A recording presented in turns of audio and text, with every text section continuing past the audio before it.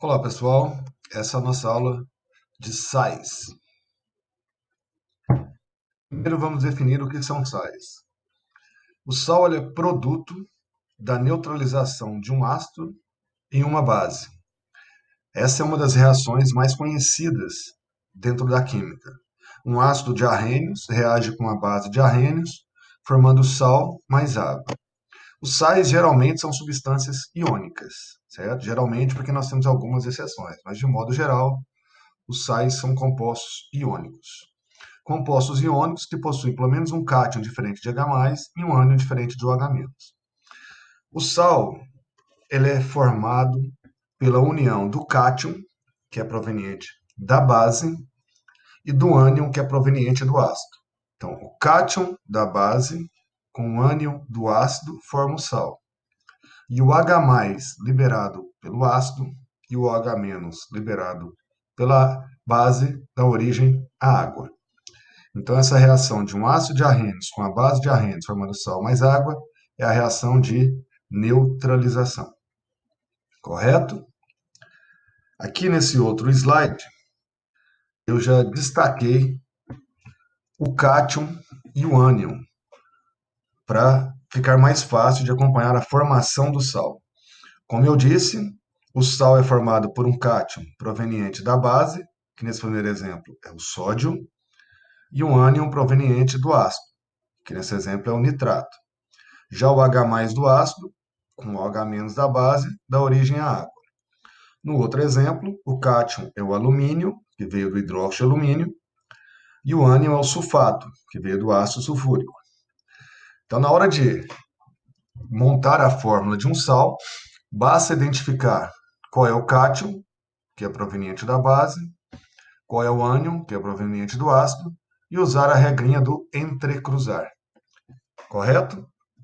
A carga do cátion vira o índice de atomicidade do ânion. A carga do ânion vira o índice de atomicidade do cátion. A nomenclatura dos sais, ela segue o seguinte raciocínio. Nome do ânion de nome do cátion.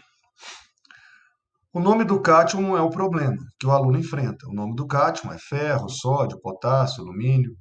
O aluno geralmente tem dificuldade no nome do ânion, porque o nome do ânion depende do ácido de origem. Os ácidos que são hídricos, os seus ânions se tornam eto. Os ácidos ico, ato, e os ácidos oso, ito. Então, por exemplo, ácido clorídrico, o ânion é cloreto. Ácido sulfúrico, o ânion é sulfato. Ácido nitroso, o ânion é nitrito. Aqui nessa tabela nós temos vários cátions e vários ânions. Para dar origem à fórmula do sal, basta pegar aqui cada cátion e cada ânion e usar a regra do entrecruzar, certo? Lembrar sempre, deixa eu pegar aqui uma caneta, que a carga do cátion vira o índice de atomicidade do ânion e a carga do ânion vira o índice de atomicidade do cátion. Cuidado com exemplos como esse aqui, ó, que eu estou combinando o cálcio com o carbonato. A fórmula de um composto iônico sempre é a fórmula mínima. Então, sempre que necessário, sempre que possível, a simplificação das cargas, você tem que simplificar as cargas. Então, nesse caso aqui, eu simplifico 2 com 2, certo? Por isso que ficou CaCO3. PO4, 3 menos, veio do ácido fosfórico. Icoato, fosfato. NO3 menos veio do ácido nítrico, nítrico, nitrato. CO3, 2 menos, veio do ácido carbônico, carbônico, carbonato. SO4, 2 menos, veio do ácido sulfúrico, sulfúrico, sulfato. Cl menos veio do ácido clorídrico, clorídrico, cloreto. S2 menos veio do ácido sulfídrico, sulfídrico, sulfeto. SO3, 2 menos, veio do ácido sulfuroso, sulfuroso, sulfito. E NO2 menos veio do ácido nitroso, nitroso, nitrito. Então, pega o cátion, pega o ânion, usa a regra do entrecruzar, dá o nome do ânion de nome do cátion. correto? Caso o cátion tenha NOx variável, por exemplo, o ferro tem NOx variável. Existe o ferro 2 e o ferro 3. Então, nesse caso, eu não posso simplesmente falar sulfato de ferro.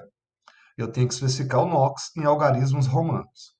E no caso de metais que apresentam somente dois valores de NOx, nós podemos usar o ICO para o NOx maior e o oso para o NOx menor. Como esses dois exemplos aí, sulfato de ferro 3 ou férrico, sulfato de ferro 2 ou ferroso. E aqui nós já temos uma utilização de um sal no cotidiano. O sulfato ferroso é usado no tratamento da anemia. Então, essa foi a nomenclatura de sais. Agora vamos passar para a classificação de sais. Primeiro, os chamados sais normais. O que são sais normais? São produtos da neutralização total de um ácido e uma base, ou seja, todos os H+, são convertidos em água. Todos os H+, todos os OH- são neutralizados, dando origem à água. Durante a reação, nós temos uma proporção estequiométrica. O número de mols de H+ é igual ao número de mols de OH-. Nesse meu exemplo aqui, quantos OH- eu tenho? Quantos mols? 2 vezes 3. Então, nós temos aqui na base, nós temos 6 mols de OH-. E no ácido, 3 vezes 2, então nós temos 6 mols de H+. Então, o número de mols de H+ é igual ao número de mols de OH-. 6 mols de H+ neutralizam 6 mols de OH-, dando origem a 6 mols de água. Cada mol de H+ neutraliza 1 mol de OH-, formando 1 mol de água. Para identificar o cátion na neutralização total, basta tirar as hidroxilas da base. E o número que multiplica a hidroxila é o NOx do metal. E para encontrar o ânion, basta tirar os hidrogênios ionizáveis. E para cada hidrogênio neutralizado, nós temos uma carga negativa no ânion. Então, na neutralização total, você vai, para identificar o cátion, vai retirar as hidroxilas. Para identificar o ânion, vai retirar os hidrogênios do ácido. Cada hidroxila neutralizada é uma carga positiva no cátion. 3 hidroxilas neutralizadas, mais 3. Cada hidrogênio neutralizado é uma carga negativa no ânion. 2 hidrogênios neutralizados, menos 2. Coloca o cátion na frente do ânion, usa a regra do entrecruzar mais água. E o balanceamento é feito por tentativa. Mais dois exemplos. Repare que nas duas reações, o número de mols de H+ é igual ao número de mols de OH-. Então, são reações de neutralização total. Todos os H+ e todos os OH- são convertidos em água. Então, no primeiro exemplo, quem é o cátion? É a base sem as hidroxilas. Cada hidroxila neutralizada é uma carga positiva. 2 hidroxilas mais 2. E o ânion é o ácido sem os hidrogênios ionizáveis. Cada hidrogênio ionizável é uma carga negativa no ânion. 3 hidrogênios menos 3. Coloca o cátion na frente do ânion e inverte. Como o ácido é o fosfórico e coato, então dá origem ao fosfato de magnésio. E aqui no segundo exemplo, o hidróxido de bário tem 2 hidroxilas, neutralizam as duas, mais 2. O ácido sulfuroso tem 2H+, neutraliza os 2, menos 2.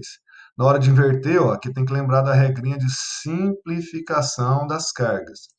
Então vai ficar BaSO3. Como o ácido é sulfuroso, uso ito. Então, sulfito de bário. Correto? Então, esse é o primeiro tipo de sal. São os sais normais. Esses sais antigamente eram chamados de neutros. Hoje a IUPAC não recomenda mais essa classificação. Certo? Próximo tipo de sal são os hidrogenossais. Agora nós temos a neutralização parcial de um ácido. Ou seja, durante a reação, o número de mols de H+ é superior ao número de mols de OH-. Se você notar aqui, ó, observe em cada uma das reações. Na primeira, eu tenho 1 mol de OH-, mas eu tenho 2 mols de H+. Na segunda, eu tenho 1 mol de OH- e 3 mols de H+. E na última, eu tenho 2 mols de OH-, mas eu tenho 4 mols de H+. Então, note que em cada reação, o número de mols de H+ é superior ao número de mols de OH-. Por isso, no sal formado, restam hidrogênios que não foram neutralizados. Para identificar o cátion, não muda nada. Nesse caso, o cátion basta tirar as hidroxilas da base, já que as hidroxilas serão totalmente neutralizadas. Agora, para identificar o ânion, tem que lembrar aqui que cada hidrogênio ionizável que vai ser neutralizado vai originar uma carga negativa no ânion. Então, nessa primeira reação, uma hidroxila vai neutralizar somente um H+. Então, vai dar origem ao ânion HCO3-. Na segunda reação, uma hidroxila vai neutralizar um H+, e vai dar origem ao ânion H2PO4-. E na segunda reação, na terceira reação, duas hidroxilas vão neutralizar 2H+, dando origem ao ânion H2SiO4-2. E na hora de dar o nome, eu tenho que identificar esse hidrogênio que não foi neutralizado, usando o prefixo hidrogênio. Hidrogênio, nome do ânion, de nome do cátion. Então, hidrogênio, CO3 veio do ácido carbônico. E coato, então hidrogênio carbonato de sódio. E o segundo exemplo, nós temos 2 hidrogênios.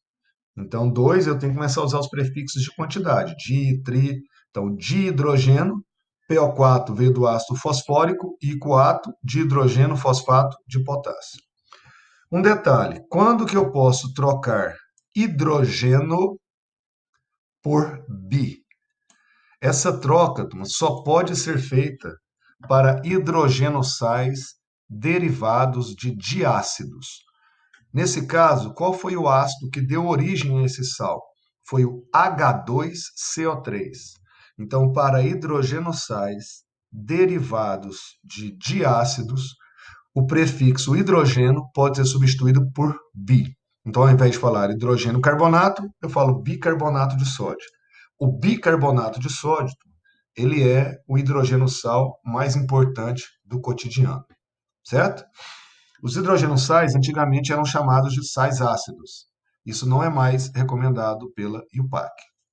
E quais são as aplicações do bicarbonato de sódio no cotidiano? Bicarbonato de sódio, as duas utilizações mais importantes que o aluno tem que saber são antiácido, então ele é um antiácido estomacal, ele é um sal de caráter básico que consegue neutralizar o HCl numa reação de dupla troca, convertendo o HCl para cloreto de sódio. E como fermento químico, dentro do forno, o aquecimento decompõe o bicarbonato de sódio, formando o vapor de água e o CO2 gasoso. A expansão desses gases é que promove o crescimento da massa. Então, a primeira reação é uma dupla troca e a segunda reação é uma decomposição. Então, essas são as duas principais aplicações, né, do bicarbonato de sódio no cotidiano. Agora, nós temos o contrário dos hidrogenossais. Os hidroxissais é quando, durante a neutralização, eu tenho mais hidroxilas do que H+. Na primeira reação, observe, eu tenho quantas hidroxilas? 3 mols de hidroxilas, mas eu só tenho 1 mol de H+.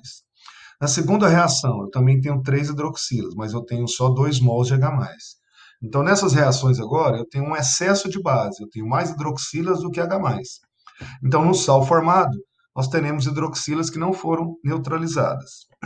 Para identificar o ânion, basta tirar os hidrogênios do ácido, porque nesse caso o ácido será totalmente neutralizado. Agora, para identificar o cátion, basta lembrar que para cada hidroxila neutralizada, nós vamos ter uma carga positiva no cátion. Então, nessa primeira reação, como eu tenho somente um H+, serão neutralizados aqui somente um OH-. Então, vai me dar origem ao cátion AlOH2+. Já na segunda reação, 2 hidrogênios, 2H+, neutralizam 2 hidroxilas. Então, eu vou ter o cátion AlOH+2. Cada hidroxila que é neutralizada dá origem a uma carga positiva no cátio. E na hora de dar o nome, eu tenho que identificar essas hidroxilas, usando os prefixos. O prefixo hidrox, e quando eu tenho mais de uma hidroxila, os prefixos de quantidade. Dihidrox, trihidrox e assim por diante. Então, o primeiro exemplo aqui, duas hidroxilas, dihidrox, cloreto de alumínio. No segundo exemplo, só tem uma hidroxila, hidrox, cloreto de alumínio. Cl veio do HCl, hídrico eto. E NO3 aqui veio do HNO3, ácido nítrico. Então, dihidrox, nitrato de alumínio. Então, os hidrogênios sais, eles são produtos da neutralização parcial de um ácido. Já os hidroxissais são produtos da neutralização parcial de uma base. Correto? Próximo tipo de sal são os sais hidratados. Durante a cristalização do sal, pode acontecer de no retículo cristalino algumas moléculas de água ficarem aprisionadas devido a interações do tipo íon-dipolo. São as chamadas água de cristalização, que são representadas por um ponto, vem a fórmula do sal, um ponto e o número de águas de cristalização. Aí eu tenho que, na nomenclatura, identificar quantas águas eu tenho de cristalização usando os prefixos de quantidade: mono, di, tri, tetra. Então, no primeiro exemplo, SO4, sulfato de cobre 2, 5 águas, penta-hidratada. O segundo exemplo, sulfato de sódio, decidratado. E o terceiro exemplo, cloreto de bário, dihidratado. Certo? Então, basta comunicar a quantidade de água usando hidratado junto com o prefixo de quantidade. Um sal hidratado, ele pode se tornar anidro por aquecimento, como esse exemplo. O aquecimento do sulfato de cobre 2, pentra-hidratado, produz o sulfato de cobre anidro. E no caso de metais de transição, o que são os metais de transição? De família B. No caso dos metais de transição, essa liberação de água, a hidratação e também a perda das moléculas de água de hidratação, isso geralmente envolve uma mudança de cor, como nesse caso, que a coloração passa de azul para branco. E se eu pegar o sal branco e adicionar água, ele se hidrata novamente, ficando azul. Então, isso é uma característica dos sais hidratados de metais de transição de família B. Normalmente, no processo de hidratação ou de perda de água, ocorre mudança de cor. Alguns sais podem ficar hidratados simplesmente pelo contato com a umidade do ar. Tem muitos sais que são anidros. Um exemplo do cotidiano é o fato do saleiro entupir quando o tempo está úmido. No sal de cozinha, nós temos algumas impurezas. Cloreto de magnésio e sulfato de magnésio, que são muito higroscópicos. Higroscopia é a capacidade de absorver a umidade do ar. E aí, quando o tempo vai ficando úmido, o sal vai empelotando devido à absorção da umidade do ar. Existe até um dito popular que quando o saleiro entope é porque vai chover. Não é bem assim. Mas realmente, quando o saleiro entope, é sinal que o tempo está ficando mais úmido.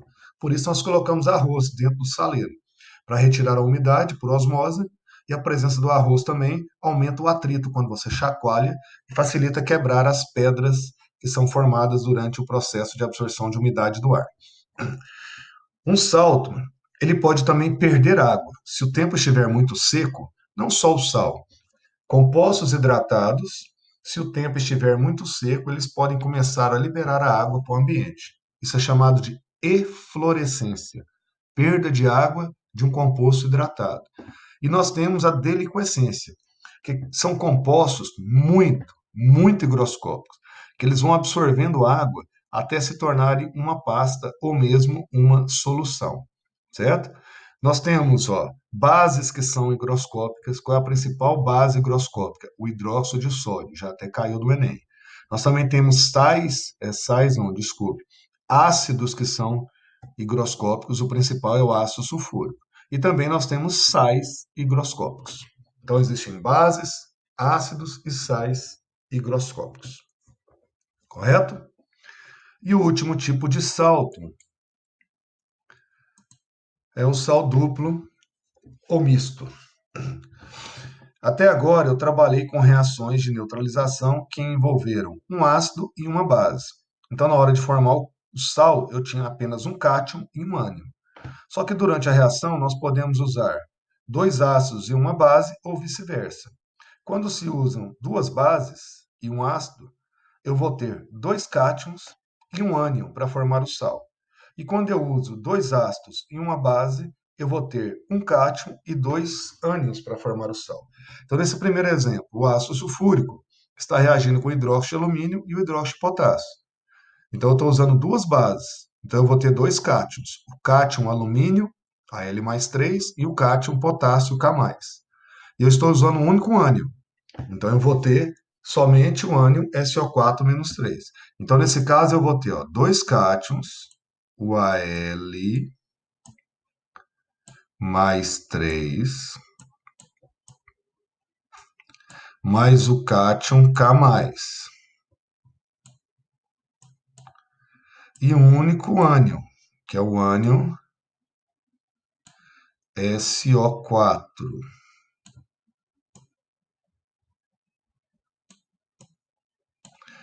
Dois menos.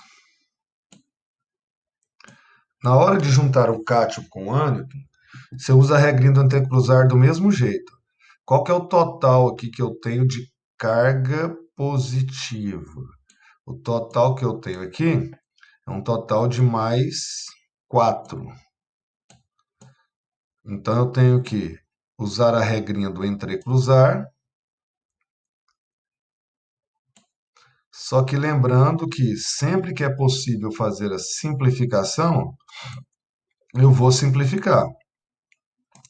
Então, nesse caso, a carga total do cátion mais 4, do ânion menos 2. Então, eu vou ter que simplificar.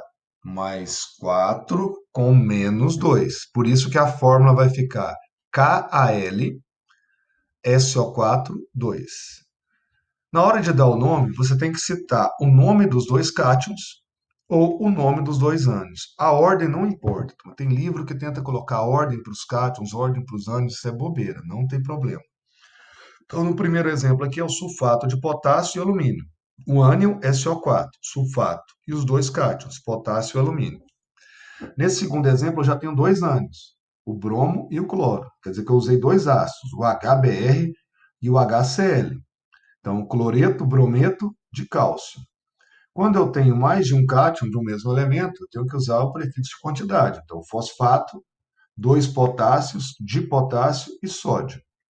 E aqui no último exemplo, eu tenho dois ânions, Cl-, que veio do HCl, e o NO3-, que veio do ácido nítrico. Como eu tenho dois cloros, dicloreto, nitrato de ferro 3. Certo? Sais duplos omissos, mas eles são pouco cobrados. Resumindo aqui, desses sais que nós vimos, quais são os mais importantes nos exames de vestibulares, aqueles que estão mais presentes no cotidiano, aqueles que você vai ter que estudar mais? Sais normais, hidrogenossais e sais hidratados, correto? Então, esses são os sais mais importantes. Tudo bem? Espero que tenha ajudado. Qualquer dúvida, né, podem me procurar nas redes sociais. Ah, um aviso, que eu esqueci de comentar no início da aula. Um grande problema que os alunos apresentam, né, ao estudar sais é não estarem ainda dominando ácidos. Não adianta você tentar colocar, né, o cavalo na frente da carroça. Não adianta. Você só pode estudar sais depois que você já está dominando muito bem ácidos, certo? Porque senão o aluno não consegue acompanhar, tem muita dificuldade. Então, primeiro você domina ácidos para depois estudar sais. Correto? Então, abraço a todos.